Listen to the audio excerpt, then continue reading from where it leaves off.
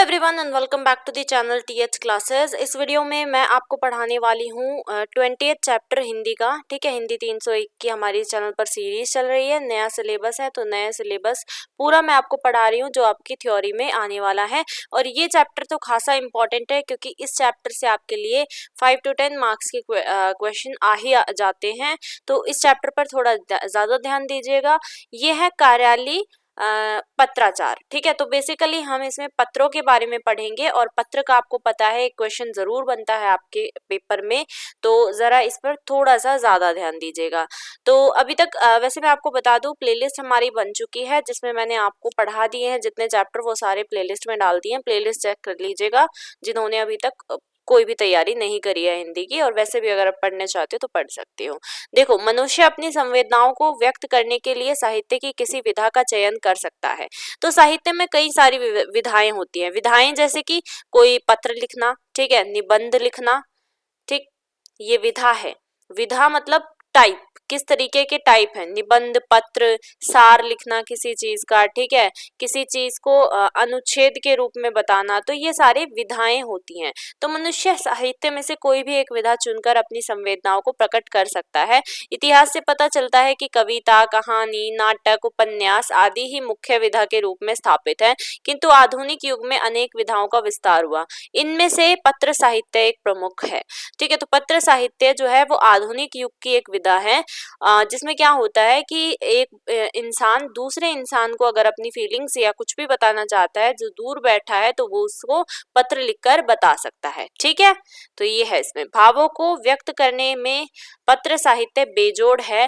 परीक्षा, दैनिक जीवन और व्यापार वाणिज्य के क्षेत्र में कार्यालय पत्र की आवश्यकता भी बड़ी है। तो आप सभी ने देखा होगा, अगर आज हमें कोई भी काम करवाना होता है गवर्नमेंट को, हमें मान लीजिए मुझे किसी भी चीज में भर्ती भरनी है, मतलब जैसे आर्मी की भर्ती आई है, तो उसके लिए भी कहीं ना कहीं पत्रों की आवश्यकता पड़ती है। किसी का ज्वाइनिंग लेटर आया है तो वो पत्र के रूप में आता है। ठीक है, तो पत्र जो है बहुत इंपॉर्टेंट है हमारे लिए। तो पत्राचार किसी भी सभ्य समाज का दर्पण होते हैं। बेसिकली ये आपका पत्र के बारे में लिखा हुआ है। अब देखो, पत्र लेखन का प्रयोजन, यानी कि पत्र लिखते क्यों हैं। पत्र इसलिए लिखते हैं ताकि भाव और विचार उनका आदान प्रदान हो सके, और एक शक्तिशाली माध्यम है भाव और विचार का आदान प्रदान करने के लिए। मैं आपसे आपकी सकुशलता के बारे में पूछना चाहती हूँ तो मैं आपको सिंपली पत्र लिखकर पूछ सकती हूँ, तो इससे मेरे विचारों का और मेरे भावों का आदान प्रदान होता है। पत्र का लेखक जहाँ अपना संदेश पत्र के माध्यम से भेजता है, वहीं अपनी इच्छाएं और आवश्यकताएं उपयुक्त व्यक्ति तक पहुंचा देता है। तो जहां भी मतलब पत्र का जो पत्र करता है, जो पत्र को लिख रहा है, वो अपनी कोई भी इच्छा या कोई भी आवश्यकता दूसरे तक पहुंचाना चाहता है, जिस व्यक्ति को वो पहुंचा सकता है, तो वो अपनी पत्रों के माध्यम से अपनी सारी चीजें लिखकर उसको दे सकता है। तो पत्र लेखन जो है वो एक ऐसी कला होती है जिसका हमारे जीवन में प्रयोग होता ही होता है। बचपन में हम अपने संबंधियों को या मित्रों को पत्र लिखते हैं, और फिर बड़े होने पर हमें पत्रों का बहुत ज्यादा, ये हमारे जीवन के लिए विस्तृत हो जाते हैं। ठीक है, आपने देखा होगा कि एग्जाम में पत्रों के क्वेश्चन इंग्लिश हो या हिंदी हो, दोनों ही सब्जेक्ट्स में आते ही आते हैं। ठीक है, तो इसलिए हमारे जीवन में एक विस्तृत रूप ले लेते हैं पत्र।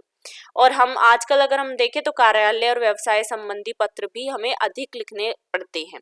ठीक है, तो देखो, अच्छे पत्रों के क्या गुण होने चाहिए। मैं ये चैप्टर आपको ज्यादा डिटेल्ड नहीं पढ़ाऊंगी पूरा एक एक लाइन पढ़कर, क्योंकि इम्पोर्टेंट इतना पूरी एक एक लाइन नहीं है, जो जो इम्पोर्टेंट है वही पढ़ाने वाली हूँ।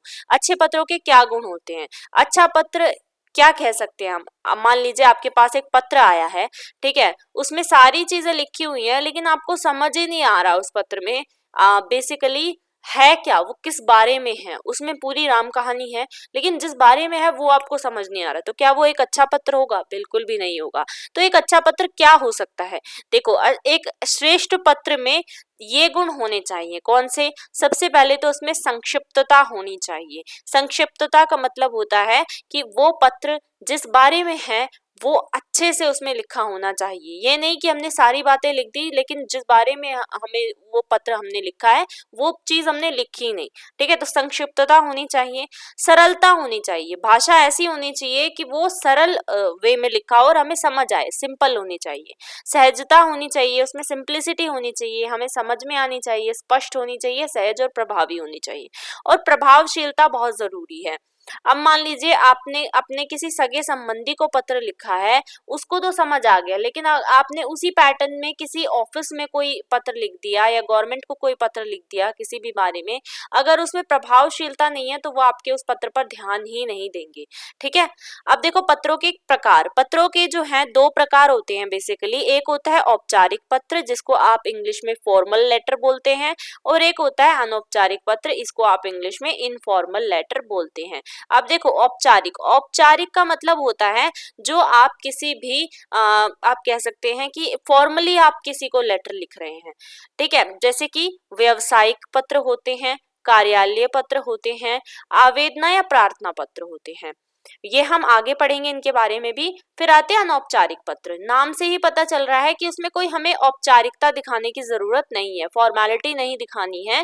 जैसे हम किसी को अगर बधाई पत्र दे रहे हैं, ये बेसिकली आपके सगे संबंधियों को, ठीक है, कोई भी आपका सगा संबंधी है उसको आप लिख रहे हैं, या फिर अपने माता पिता को लिख रहे हैं, और या फिर अपने दोस्त को या परिजन को आप लिख रहे हैं, तो भी ये पत्र अनौपचारिक में आते हैं, ठीक है। या आप किसी अपने बैचमेट को लिख रहे हैं, कुछ भी हो सकता है। बधाई पत्र, मान लीजिए आपका कोई दोस्त है, वो अच्छे नंबरों से पास हुआ है, तो आप उसको बधाई पत्र लिख सकते हैं कि बधाई हो, बहुत मैंने कामना की थी कि तुम अच्छे नंबर से पास हो। धन्यवाद पत्र, अब आपके पास किसी ने कोई गिफ्ट पहुंचाया है तो आप उसको धन्यवाद देना चाहते हैं। आपकी मान लीजिए आपने कोई पार्टी दी है और उसमें सभी लोग आए हैं, और उसके बाद जब सभी चले जाते हैं तो अगले दिन आप उनके घर धन्यवाद पत्र पहुंचाते हो कि धन्यवाद, आप हमारी खुशी में शामिल हुए, ठीक है। शुभकामना पत्र क्या होता है, किसी ने कोई अचीवमेंट की है या फिर किसी की शादी होने वाली है, तो उसमें भी आप शुभकामना पत्र दे सकते हैं कि बहुत बहुत शुभकामनाएं हो, या फिर होली दिवाली के लिए भी आप शुभकामना पत्र लिख सकते हैं। निमंत्रण पत्र, किसी को निमंत्रण देना है, किसी को इनवाइट करना है किसी चीज के लिए, जैसे ये ज्यादातर शादियों के लिए होता है कि किसी को शादी पर बुलाना है तो हम निमंत्रण पत्र देते हैं। और अन्य पत्र आते हैं इसमें, ठीक है। ये इंपॉर्टेंट ज्यादा नहीं है, ये बहुत ज्यादा इंपॉर्टेंट है, और इसी के बारे में ज्यादातर ये चैप्टर है, ठीक है। तो औपचारिक पत्र, अब औपचारिक पत्र कैसे लिखते हैं ये देखिए एक उदाहरण। सबसे पहले औपचारिक पत्र में आपको क्या लिखना है, डेट लिखनी है, ठीक है, डेट लिखनी पड़ेगी, और पत्र का क्या नंबर है वो लिखना पड़ेगा। अब ये देखो, ये है पुराना पैटर्न, ये पुराना पैटर्न आपको फॉलो नहीं करना है। नया पैटर्न क्या है, ये जो डेट है ये यहाँ आती है, यानी कि आप आज की डेट लिख सकते हैं, जैसे आज है 13 अप्रैल, ठीक है। आप लिखेंगे कैसे, अप्रैल, और हिंदी में ही लिखेगा, बहुत से बच्चे इंग्लिश में लिखने लग जाते हैं। अप्रैल 13, और कौन सा सन है, 2024, ठीक है। और ये इतना जरूरी नहीं है, या फिर आप लिखें चाहे ना लिखें वो कोई फर्क नहीं पड़ेगा। फिर उसके बाद आपको लिखना है प्रारंभ, ये चीज आपने ध्यान दे दी कि ये जो डेटा है यहाँ नहीं लिखनी है, ये अब यहाँ लिखी जाती है। और फिर उसके बाद आप लिखते हैं औपचारिक पत्रों में, फॉर्मल लेटर में, सेवा में, फिर आप लिखते हैं अध्यक्ष, अध्यक्ष यानी किसी के भी, मतलब जैसे हमने यहाँ पर खेलकूद सामग्री भंडार, इसके अध्यक्ष को पत्र लिखा है तो इसलिए अध्यक्ष, जो भी इसकी डेजिग्नेशन है बेसिकली, जो भी इसका पद है वहां पर, तो वो हम लिखेंगे। फिर उस जगह का नाम या फिर जिस डिपार्टमेंट को हम लिख रहे हैं, फिर हम उसकी एड्रेस को लिखते हैं, खेलगांव नई दिल्ली, ठीक है। फिर उसके बाद एक लाइन यहाँ पर छोड़नी है, इसी तरीके से आपको पेपर में करना है। उसके बाद इस यहाँ से और इस जगह के बीच में थोड़ा सा स्पेस होना चाहिए, एक लाइन छोड़ दी, फिर थोड़ा सा स्पेस, विषय लिखेंगे, खेल कूद की सामग्री में दोष, कोई आपने खेल कूद की सामग्री ली है उसमें दोष निकला है, तो वो सारी चीज हमें, देखो विषय में आपको छोटा सा विषय लिखना होता है। अब मान लीजिए मैंने किसी को फॉर एग्जाम्पल मैंने गवर्नमेंट को पत्र लिखना है कि हमारे यहाँ बिजली दफ्तर को, मान लीजिए मुझे पत्र लिखना है कि हमारे यहाँ 3 दिन से बिजली नहीं आ रही है, तो हम विषय में क्या लिख सकते हैं, हम विषय में लिख सकते हैं कि बिजली ना आने के बारे में या पत्र, ठीक है, इस तरीके से लिख सकते हैं। या फिर आप लिख सकते हैं कि बिजली की वजह से हमें जो भी परेशानी हो रही है उसके बारे में पत्र। ये है संदर्भ। संदर्भ जो है इसलिए लिखा जाता है कि आपका जो पिछला पत्र था वो इस दिनांक को था, यानी कि मैंने जो पिछला पत्र इनको लिखा वो इस दिनांक को लिखा। पेपर में आपको ये लिखना जरूरी नहीं है, तो ये लाइन आप स्किप कर सकते हैं, ठीक है। विषय लिख दिया, विषय लिखने के बाद आप संबोधन लिखते हैं महोदय। एक लाइन विषय के बाद जरूर छोड़ेंगे और उसके बाद उसके नीचे लिखेंगे महोदया। फिर एक लाइन छोड़ेंगे, फिर उसके बाद लिखेंगे मुख्य विषय, यानी कि किस बारे में है ये पत्र, मुख्य चीज क्या है। तो उसके लिए आप क्या लिखते हैं, कई बच्चे लिखते हैं सविनय निवेदन, या फिर आप सीधा निवेदन लिख सकते हैं। निवेदन यह है कि आपने जो सामग्री हमारे क्लब के लिए भेजी थी उनमें ना तो सामग्री पूरी है और ना ही यह आदेश के मुताबिक है। हम आपका बंडल वापस भिजवा रहे हैं जिससे कि आप इसकी जांच कर लें और सामग्री को समुचित रूप में हमारे पास भेजें। अब इसमें आपने एक चीज देखी होगी, जो जरूरी है वही लिखा है, जो जरूरी बातें हैं वही लिखी हैं, कुछ एक्स्ट्रा फालतू बात इसमें नहीं लिखी है। आप चाहें तो इसमें ये भी लिख सकते हैं कि हमारे पास सामग्री इस दिन आई थी, ठीक है, या इस दिन डिलीवर हुई थी और इसमें हमने देखा सारी चीजें अवेलेबल नहीं है, सारी चीजें नहीं है इसमें उपयुक्त, तो उस बारे में भी आप डेट भी लिख सकते हैं चाहे तो। यहाँ पर ये जो मुख्य विषय है ये 4-5 लाइन में आपको समेट कर लिख देना है। ज्यादा बच्चे बहुत से ये सोचते हैं कि 5 से 10 नंबर का अगर लेटर आ गया तो बहुत बड़ा लिखेंगे तभी हमें मार्क्स मिलेंगे, ऐसा नहीं होता। आप अगर पैटर्न भी अच्छे से लिखते हैं ना, अगर आपने ये पूरा पैटर्न इसी तरीके से लिखा, आपको अंदर का कंटेंट नहीं समझ आ रहा क्या लिखना है, आपने जैसे मैंने आपको बताया कि इस तरीके से पूरा आपको पैटर्न फॉलो करना है, तो आपको वहीं पर 3 से 4 मार्क्स एग्जामिनर दे देता है, क्योंकि आप पैटर्न के भी यहाँ पर मार्क्स होते हैं। तो पैटर्न इसलिए थोड़ा सा याद करके जाइएगा, ठीक है। फिर उसके बाद एक लाइन छोड़नी है मुख्य विषय के बाद, फिर समापन, यानी कि अब इसको पत्र को हमें समाप्त करना है। यहाँ पर आप क्या लिखेंगे, धन्यवाद, भवदीय, भवदीय के नीचे ही जस्ट आपका नाम, जैसे यहाँ पर मानसिंह नाम दिया हुआ है और उसके बाद आपका एड्रेस आप लिख सकते हैं सबसे नीचे, अमर स्पोर्ट्स क्लब 92 पंजाबी बाग नई दिल्ली। ये आपका पूरा पत्र यहाँ पर समाप्त हो जाता है। ये था आपका औपचारिक पत्र। औपचारिक पत्र इसी तरीके से आपको लिखना होता है, ठीक है। अब आता है आपका अनौपचारिक पत्र। अब इसमें आपको पता होगा अनौपचारिक पत्र जो होता है हम अपने से बड़ों को लिखते हैं, ठीक है, बराबर वालों या मित्रों को लिखते हैं, अपने से छोटों को भी लिख सकते हैं।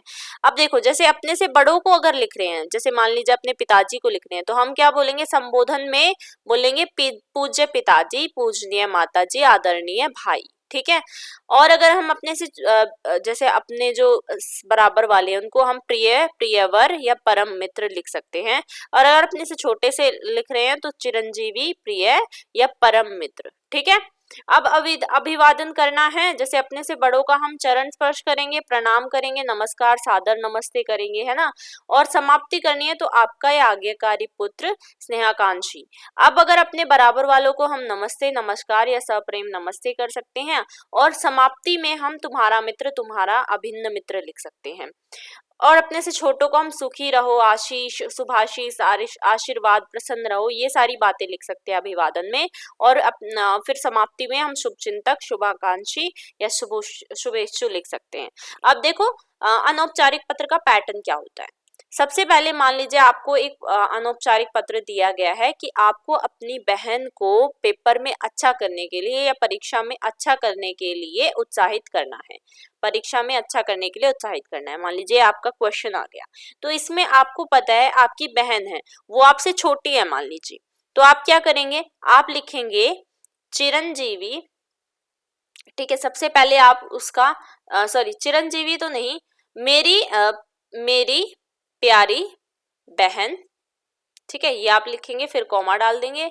फिर उसके बाद इसमें कोई लाइन वगैरह छोड़ने का कोई रूल नहीं होता, ठीक है। उसके बाद आपको अपनी बात में लिखनी होती है, हम यहाँ सब सकुशल हैं, उम्मीद करता हूँ तुम भी अच्छे से पढ़ाई कर रही होगी। मैंने तुम्हें ये लेटर इसलिए, मैं तुम्हें ये पत्र इसलिए लिख रहा हूँ कि तुम अपनी परीक्षाओं में अच्छे से तैयारी करो उनकी और अच्छे तरीके से उत्तीर्ण होकर हमारा नाम रोशन करो। माता पिता तुम्हारे बारे में पूछते हैं, मैं उम्मीद करता हूँ कि तुम ये पत्र जल्दी ही इसका मुझे जवाब दोगी। ठीक है, यहाँ पर आपने खत्म कर दिया इस पत्र को। फिर उसके बाद आपको लास्ट में यानी समाप्ति जो होती है उसमें आपको लिखना पड़ेगा कि तुम्हारा बड़ा भाई, और फिर लास्ट में अपना नाम, जो भी आपका नाम है, मान लीजिए मैं यहाँ पर अमित लिखती हूँ, तो ये आपको इस तरीके से परीक्षा में लिखना पड़ेगा। ये अनौपचारिक पत्र है, ये ज्यादातर नहीं आता है इसलिए इसका कोई नमूना नहीं दिया गया। वैसे आपको इस तरीके से लिखना। मान लीजिए अपने फादर के लिए आ गया तो आप कैसे लिखेंगे कि आपके पिताजी को आपको पत्र लिखना है, तो आप लिखेंगे पूज्य पिताजी। ठीक है, फिर उसके बाद आप लिखेंगे चरण स्पर्श या फिर प्रणाम या नमस्कार, कुछ भी आप इसमें से लिख सकते हैं। फिर उसके बाद आप नीचे वाली लाइन से लिखेंगे कि मैं यहाँ पर खुश हूँ, मैं यहाँ पर सकुशल हूँ, उम्मीद करता हूँ कि आप भी सभी अच्छे होंगे। माता को मेरा प्रणाम। ठीक है, और मेरे छोटे भाई बहनों को मेरा जो है आशीर्वाद। और जो भी आप जिस बारे में भी लिखना चाहते हो वो इस कंटेंट में लिख के फिर लास्ट में आप लिखेंगे आपका आज्ञाकारी पुत्र और नाम आपका। ठीक है, ये था आपका इनफॉर्मल या फिर जो भी आपका अनौपचारिक पत्र होता है वो। फिर आपका आता है कार्यालय पत्राचार, यानी कि कार्यालय से जुड़े हुए जो पत्र होते हैं वो आपको किस तरीके से और कैसे लिखने होते हैं। देखो इसके जो हैं इसके प्रकार होते हैं। कार्यालय पत्राचार, देखो कार्यालय जो होता है उसके स्थल में बहुत सारे अधिकारी आते हैं, तो सभी के लिए अलग अलग पत्र होते हैं। अब इसके कौन कौन से प्रकार हैं? सबसे पहला पत्र होता है शासन आदेश या राज्य आदेश, जो कि गवर्नमेंट ऑर्डर या जीओ जिसको बोलते हैं। फिर सरकारी या शासकीय पत्र ऑफिस लेटर आते हैं। फिर अर्ध सरकारी या अर्ध शासकीय पत्र आते हैं, दिल्ली ऑफिस लेटर। ठीक है, डीओ वगैरह। फिर गैर सरकारी पत्र, परिपत्र, कार्यालय आदेश। अब आपके पेपर में कौन से आएंगे ये आप देख लीजिए। पेपर में आपके आने वाले पत्र हैं ये, सिर्फ ये सरकारी पत्र या शासकीय पत्र, अर्ध सरकारी पत्र, कार्यालय ज्ञापन, कार्यालय आदेश, परिपत्र या आवेदन पत्र। इनमें से कोई भी एक पत्र आपका पेपर में आ सकता है। अब मैं इनका मतलब आपको समझा देती हूँ और इनका पैटर्न भी मैं आपको दिखा देती हूँ। सबसे पहला पत्र है आपका सरकारी पत्र या शासकीय पत्र। ये जो सरकारी पत्र या शासकीय पत्र होते हैं ये केंद्रीय सरकार के मंत्रालय जितने भी हैं, ठीक है, राज्य सरकार और सरकारी उपक्रमों, सार्वजनिक निकायों, व्यावसायिक फर्मों, इन सभी के बीच में लिखे जाते हैं। मतलब अगर केंद्रीय सरकार को राज्य सरकार को पत्र लिखना है तो वो सरकारी पत्र लिखेगी। ठीक है, किसी सरकारी उपक्रम को, किसी भी सार्वजनिक निकायों को पत्र लिखना है तो वो सरकारी या शासकीय पत्र में वो उसके फॉर्मेट में लिखेगी। ठीक है, अब देखो कई बार आपका क्वेश्चन आ जाता है कि किसी को नौकरी में प्रमोशन मिला है। ठीक है, तो वो कौन से पत्र के कैटेगरी में आता है? तो वो जो आता है, नौकरी में अगर किसी को प्रमोशन मिला है तो वो सरकारी पत्र की कैटेगरी में आता है। ठीक है, अब देखो कई बार क्वेश्चन आ जाता है कि भारत सरकार के जो मंत्रालयों के आपसी पत्र होते हैं, जैसे भारत सरकार है उसके बहुत सारे मंत्रालय हैं, तो वो जो मंत्रालय होते हैं उनके बीच में क्या सरकारी पत्र लिखे जाते हैं? तो इसका आंसर होगा नहीं, उनके बीच में आते हैं हमेशा ज्ञापन। कौन से ज्ञापन? कार्यालय ज्ञापन, वो भी हम आगे देखेंगे। ठीक है, तो ये नहीं आता है। हम अगर बात करें भारत सरकार के मंत्रालयों के बीच में पत्र जो लिखे जाते हैं वो सरकारी पत्र नहीं होते हैं, वो कार्यालय ज्ञापन होते हैं। और जो केंद्रीय सरकार के मंत्रालयों के बीच में आते हैं वो होते हैं सरकारी पत्र। देखो इसका फॉर्मेट नमूना मैं आपको दिखा देती हूँ। देखो ये जो चीज है ये आपको इधर लिखनी है, इधर नहीं लिखनी है। ठीक है, ये पुराने फॉर्मेट में दिया हुआ है। सबसे पहले आप इसमें क्या होता है, संख्या लिखते हैं। ठीक है, वैसे तो ये नहीं आता है पर फिर भी मैं आपको दिखा देती हूँ। संख्या लिखते हैं, यानी पत्र की कौन सी संख्या है वो इधर आएंगी। फिर उसके बाद भारत सरकार, संपदा निदेशालय, कौन सा निदेशालय है? निर्माण भवन, ठीक है, नई दिल्ली। और फिर उसके बाद लास्ट में डेट आती है। फिर एक लाइन छोड़ेंगे सेवा में, फिर एक line civil surgeon doctor Ram Manohar Lohia अस्पताल नई दिल्ली 11,001। ठीक है, फिर उसके बाद आपको क्या लिखना है? फिर आपको लिखना है एक लाइन छोड़ के विषय। जैसे हमने औपचारिक पत्र देखा उसी में थोड़ी बहुत फेरबदल हो जाती है इन पत्रों में। ठीक है, पैटर्न आपको वही ऊपर वाला याद करना है। राम कुमार की डॉक्टरी परीक्षा। फिर उसके बाद आपने एक लाइन छोड़ी आपने महोदय लिखा, फिर एक लाइन छोड़ के आपने जो भी आपका विषय है वो लिखना है। अब देखो इस विषय में, देखो इस कार्यालय में रामकुमार की नियुक्ति उच्च श्रेणी लिपिक रूप में करने पर विचार किया जा रहा है। तो जब भी नियुक्ति, अगर जैसे प्रमोशन के बारे में है लेटर, ठीक है, कि रामकुमार जो है इस अस्पताल में, राम मनोहर लोहिया अस्पताल में काम करता है और उसकी जो श्रेणी है उसकी हम नियुक्ति ऊंची श्रेणी में कर रहे हैं और इस पर विचार किया जा रहा है और अनुरोध है कि उनको डॉक्टरी परीक्षा करें, उनकी डॉक्टरी परीक्षा करें और शारीरिक स्वास्थ्य का प्रमाण पत्र इस कार्यालय को प्रस्तुत करें। फिर उन्होंने एक लाइन छोड़ दी, फिर बोला कि रामकुमार को उनकी डॉक्टरी परीक्षा के लिए आपके समक्ष 10 अक्टूबर 2019 को प्रातः 10:20 बजे उपस्थित होने का निर्देश दिया गया है। फिर एक लाइन छोड़कर घोषणा पत्र वगैरह वगैरह ये आपने लिख दिया, ठीक है। फिर उसके बाद एक लाइन छोड़कर ये जो चीज है ये इस साइड आएगी, भवदीय, और फिर उसके बाद जो भी उसका डिपार्टमेंट वगैरह है, सहायक संपदा निदेशक प्रशासन, ठीक है, हो गया। अब देखो इसमें क्या, इसमें लास्ट में सरकारी जो पत्र होते हैं उसमें ये लिखा होता है कि इसकी प्रतिलिपि रामकुमार को दी गई है, यानी कि इसकी जो फोटोकॉपी है इस पत्र की वो रामकुमार को प्रेषित करी गई है और वो अपनी डॉक्टरी परीक्षा के लिए civil surgeon doctor Ashok Kumar Ram Manohar Lohia अस्पताल नई दिल्ली के समक्ष इतने बजे उपस्थित हो, ठीक है। फिर लास्ट में हस्ताक्षर आ जाते हैं।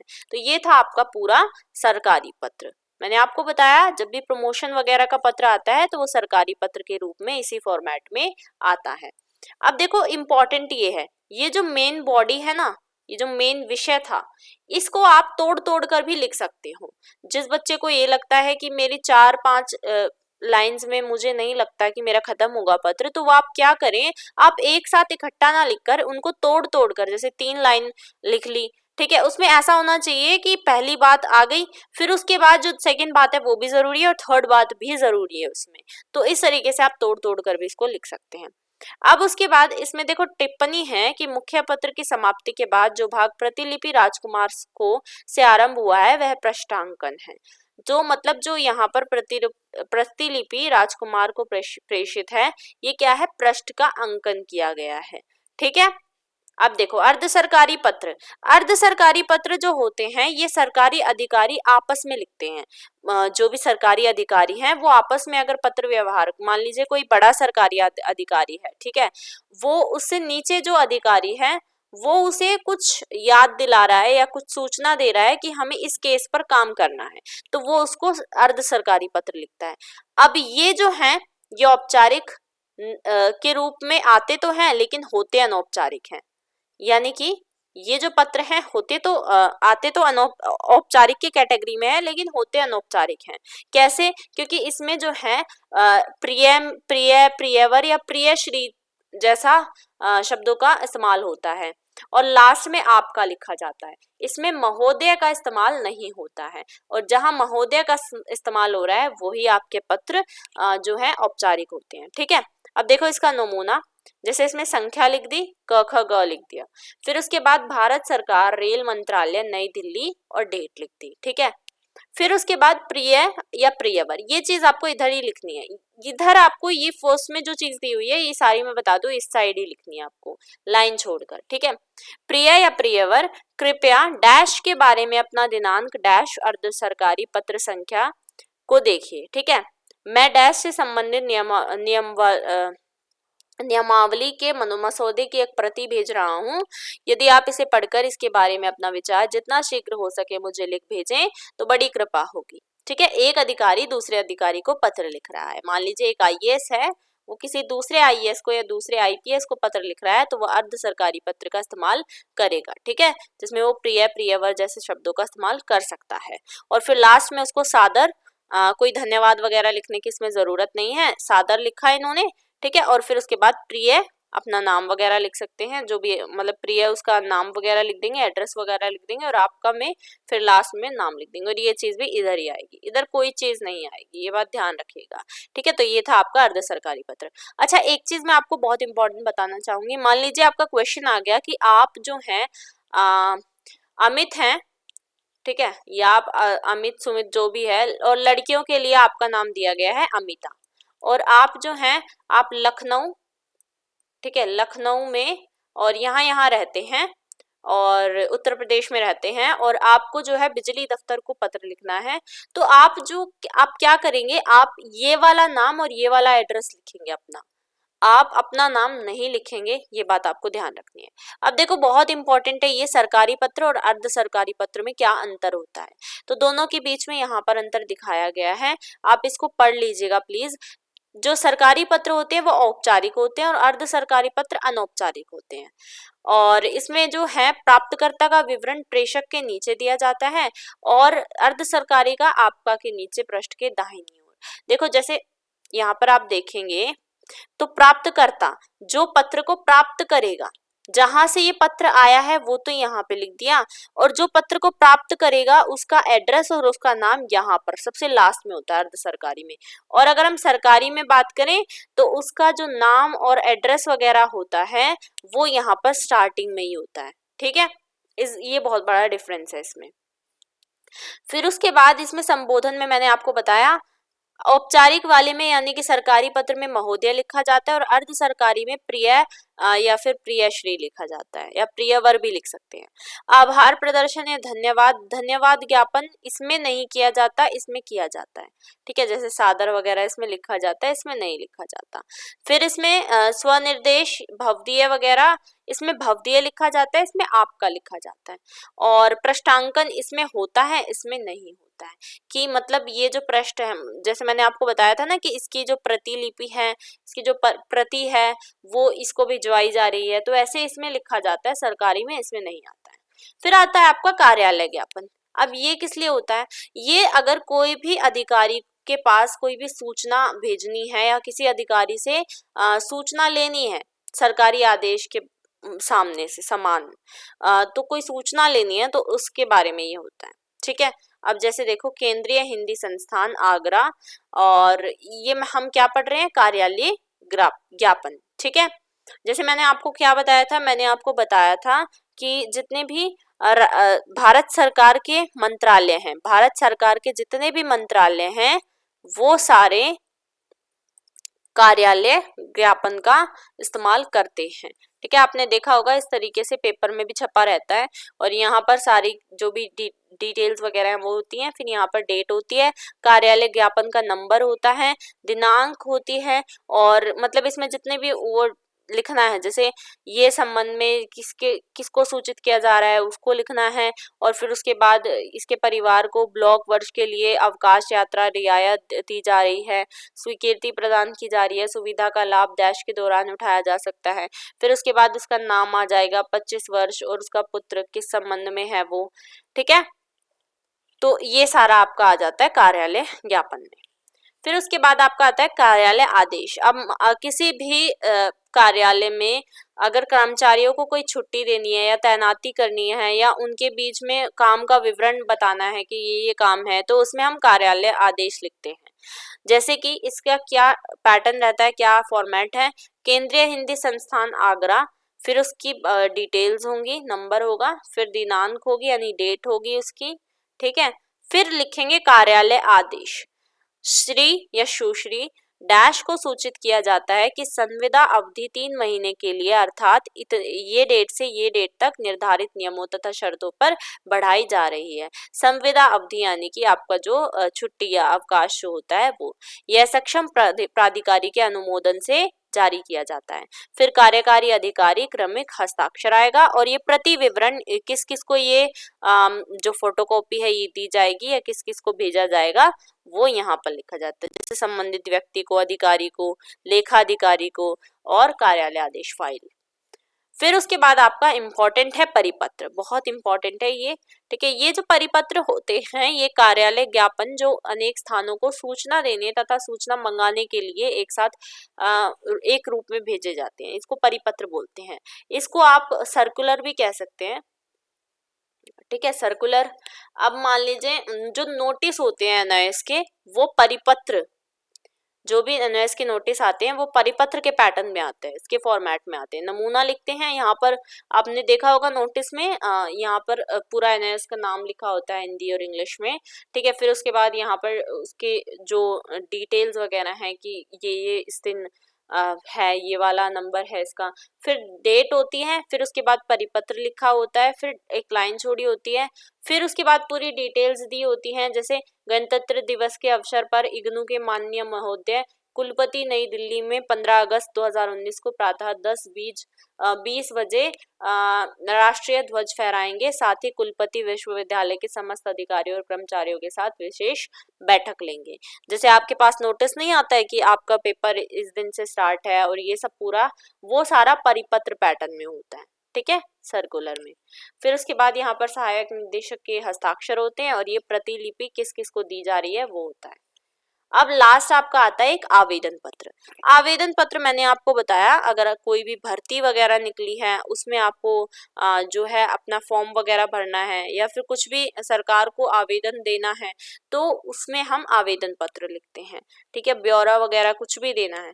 जैसे इसमें आता है इस तरीके से आवेदन पत्र में सबसे पहले देखो, सेवा में प्रधानाचार्य गवर्नमेंट कॉलेज दिल्ली दिल्ली, ठीक है। फिर एक लाइन छोड़ी महोदय, फिर एक लाइन छोड़ी आपके द्वारा 20 सितंबर 2019 के दैनिक जागरण में प्रकाशित विज्ञापन के संदर्भ में मैं हिंदी के प्राध्यापक पद के लिए स्वयं को प्रार्थी के रूप में प्रस्तुत करना चाहता हूं। मेरी योग्यता तथा अनुभव निम्नलिखित हैं। ये बेसिकली नौकरी पाने के लिए जो लोग होते हैं, जिनको नौकरी पानी है या नौकरी के लिए जो आवेदन लिखते हैं, वो होता है ये, ठीक है। फिर उसके बाद नाम, पता, दूरभाष ये सब लिखेंगे, भाषाओं का क्या ज्ञान है ये लिखेंगे। फिर उसके बाद शैक्षिक योग्यता यानी कि कितनी पढ़ाई की हुई है, अध्यापक अनुभव कितना है, रुचि और खेल क्या है, लेखन का कितना अनुभव है, प्रमाण पत्रों की प्रतिलिपियां यानी कि जो फोटोकॉपीज हैं, जो इम्पोर्टेंट जो ओरिजिनल फोटोकॉपी है वो भी इसके साथ हमने संलग्न कर दी है, भेज दी है। फिर लास्ट में दिनांक आती है और भवती है, उसका नाम आएगा, ठीक है। ये होता है पूरा आपका आवेदन पत्र, और यहाँ पर ये पूरा आपका चैप्टर खत्म हो गया। उम्मीद करती हूँ आपको सारे पत्र इसमें समझ आए होंगे। अब देखो मैं आपको यहाँ पर इम्पोर्टेंट क्वेश्चन इसके जो भी हैं वो करवा देती हूँ। सरकारी और अर्ध सरकारी पत्रों में कौन सा अनौपचारिक पत्र होता है? तो ये आपको मुझे कमेंट में बताना है कि कौन सा पत्र अनौपचारिक होता है। मैंने बताया आपको कई बार। महोदय का प्रयोग किस प्रकार के पत्रों में किया जाता है? तो महोदय का प्रयोग जो है वो औपचारिक पत्रों में किया जाता है, ठीक है। कौन से पत्रों में? औपचारिक पत्रों में। और भवदीय का प्रयोग किस प्रकार के पत्रों में होता है? तो भवदियों का भी औपचारिक पत्रों में ही होता है। सरकारी पद पर रहते हुए भी मित्र भाव से कौन सा पत्र लिखा जा सकता है? अर्ध सरकारी पत्र। जो अर्ध सरकारी पत्र होता है वो अगर आप किसी पद पर हैं और फिर भी अपने किसी मित्र को, या फिर जैसे मैंने आपको बताया था आईएएस, अगर आईएएस को पत्र लिखना चाहता है, आईएएस आईपीएस को पत्र लिखना चाहता है, तो वो अर्ध सरकारी रूप में लिख सकता है। सामान्यतः पृष्ठांकन किस प्रकार के पत्र में किया जाता है? तो पृष्ठांकन जो है वो औपचारिक पत्रों में या सरकारी पत्रों में किया जाता है, ठीक है। औपचारिक में भी कौन सी कैटेगरी? सरकारी पत्र की कैटेगरी में किया जाता है पृष्ठांकन। उम्मीद करती हूँ समझ आया होगा ये सारे क्वेश्चन। फिर आपने क्या सीखा उसके बारे में है। एक अच्छे पत्र के गुण मैंने आपको बताए, संक्षिप्तता होनी चाहिए, सरलता, सहजता और प्रभावशीलता होनी चाहिए। आ जाता है कई बार तो याद रखिएगा। फिर आपका योग्यता विस्तार है, ठीक है, सीखने के प्रतिफल, और ये आपके इंपॉर्टेंट क्वेश्चन आ जाते हैं। पत्र लिखने की हमें आवश्यकता क्यों पड़ती है? जब हम अपने भाव या विचार दूसरे तक पहुंचाना चाहते हैं तो ये एक बहुत अच्छा माध्यम और बहुत शक्तिशाली माध्यम होता है पत्र लिखना, ठीक है, इसलिए पत्र लिखने की आवश्यकता पड़ती है। औपचारिक और अनौपचारिक पत्रों में क्या अंतर होता है? तो औपचारिक पत्र हम किसी भी कार्यालय को या किसी सरकार में किसी मंत्रालय को लिख रहे हैं तो वो लिखना पड़ता है, और अनौपचारिक पत्र हम अपने सगे संबंधी या किसी भी आप कह सकते हैं अपने माता पिता को या अपने दोस्तों को, अपने मित्रों को, अपने बराबर वालों को हम लिखते हैं, ठीक है। ये बहुत बड़ा अंतर होता है। कार्यालय पत्राचार से आप क्या समझते हैं? उसके कौन कौन से अंग हैं? तो कार्यालय पत्राचार बहुत सारे होते हैं। इसमें मैंने अंग आपको बताए थे। सबसे पहला इसमें सरकारी आता है, सरकारी पत्र, ठीक है। फिर आता है इसका अर्ध सरकारी पत्र, और फिर उसके बाद आता है कार्यालय ज्ञापन आता है इसमें, ठीक है, ज्ञापन आता है। कार्यालय इसमें आदेश आता है, और इसके अलावा परिपत्र आता है इसमें। मतलब जितने भी हमने अभी तक पढ़े वो सारे इसमें आते हैं, और लास्ट में इसमें आवेदन पत्र भी आता है, ठीक है। तो ये थे आपके कार्यालय पत्राचार, जो हम कार्यालय के जितने भी कार्यालय होते हैं उनके बीच में लिखते हैं, उनके संबंध में। अपने मित्र को पत्र लिखते हुए अच्छे पत्र के गुणों का वर्णन आपको करना है। तो ये इंपॉर्टेंट क्वेश्चन अब कह सकते हैं कि अपने एक मित्र को आपको पत्र लिखना है और उसमें अच्छे पुत्र के क्या गुण होते हैं। मैंने आपको अभी अभी ऊपर भी मैंने 2 बार आपको करवा दिया है ये, तो ये आप खुद से करेंगे। निम्नलिखित वाक्यों में सही और गलत का निशान हमें लगाना है। कार्यालय आदेश का प्रयोग कर्मचारियों को नियमित छुट्टी की मंजूरी देने के लिए किया जाता है। तो इसका आंसर बिल्कुल सही है, क्योंकि जो कार्यालय आदेश होते हैं वो अगर छुट्टी देनी है तो उसके लिए भी हम कर सकते हैं इसका प्रयोग। कार्यालय आदेश की भाषा में अन्य पुरुष का प्रयोग किया जाता है। तो क्या कार्यालय आदेश की भाषा में अन्य पुरुष का प्रयोग किया जाता है? तो इसका आंसर है नहीं। ज्ञापन का प्रयोग मित्रों को पत्र लिखने के लिए किया जाता है? तो नहीं। मित्रों को पत्र लिखना है तो हम अनौपचारिक पत्र लिखते हैं। ज्ञापन में संबोधन तथा अधोलेख नहीं होता है। तो ज्ञापन में क्या संबोधन होता है या अधोलेख होता है, ये आपको मुझे बताना है। ठीक है, ये आप मुझे कमेंट करके बताएंगे। संस्थान के अनेक स्थानों पर सूचना देने के लिए परिपत्र का प्रयोग किया जाता है। तो इसका आंसर है सही। एक कर्मचारी की पदोन्नति को परिपत्र द्वारा सूचित किया जाता है। इसका आंसर है गलत, क्योंकि एक कर्मचारी की पदोन्नति हुई है यानी प्रमोशन हुआ है तो उसके लिए हम सरकारी पत्र लिखते हैं। ठीक है, छुट्टी लेने के लिए आवेदन पत्र की जरूरत नहीं होती है। तो इसका आंसर है सही, क्योंकि आवेदन पत्र जो है किसी को नौकरी अगर पानी है तो उसके लिए भरता है। छुट्टी लेने के लिए कार्यालय आदेश होते हैं। भर्ती के लिए आवेदन पत्र देना जरूरी होता है। इसका आंसर है सही। ठीक है, फिर उसके बाद निम्नलिखित प्रश्नों के उत्तर आपको अपने शब्दों में लिखने हैं। किशोर अवस्था में आने वाले भावनात्मक परिवर्तनों की महत्ता, ये सारे आपके पत्र हैं बेसिकली। आपके अनुज या अनुजा को पत्र आपको लिखना है। ठीक है, ये सारे आप खुद से करने का ट्राई करेंगे। ठीक है, आप जो है एक कॉपी लीजिए और इसमें इन सभी पत्रों के 1 से लेकर 5 तक जितने भी इसमें पत्र दिए हुए हैं उसको उस कॉपी में ट्राई कीजिए। ठीक है, और कौन से पत्र का कौन सा मतलब ये किस पैटर्न का पत्र है ये भी आपको लिखना है जरूर। जैसे कि ये कौन सी उसमें आता है, कौन सा सरकारी पत्र है, इनमें से कौन सा अर्ध सरकारी है, कौन सा आपका ज्ञापन है। ठीक है, किशोर अवस्था में जितने भी भावात्मक परिवर्तन आते हैं तो वो उसकी महत्ता आपको समझानी है। तो ये एक अनौपचारिक पत्र है। ठीक है, क्योंकि आप अपने छोटे भाई बहन को लिख रहे हैं ये पत्र। ठीक है, अनुज का मतलब होता है छोटा भाई और अनुजा का मतलब छोटी बहन। अब मान लीजिए आप एक सरकारी कार्यालय में काम करते हैं, अपनी बीमारी का उल्लेख करते हुए छुट्टी के लिए आवेदन पत्र आपको लिखना है। ठीक है, नशीले पदार्थों के व्यसन से ग्रस्त अपने मित्र को सेवन की बुराइयों से अवगत कराते हुए पत्र लिखना है।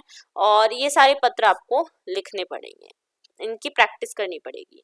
तो यहाँ पर हमारा चैप्टर हो जाता है कंप्लीट। आई होप आपको ये चैप्टर पसंद आया होगा। पसंद आया तो लाइक करिए, शेयर करिए एंड सब्सक्राइब जरूर करिए हमारे चैनल टीएच क्लासेस को। उम्मीद करती हूँ आप सब्सक्राइब किए बिना बिल्कुल नहीं जाएंगे। कमेंट करके मुझे ज़रूर बताइए कि आपको कौन सा पत्र सबसे अच्छा लगा और सबसे इजी लगा इसमें। Thanks for watching.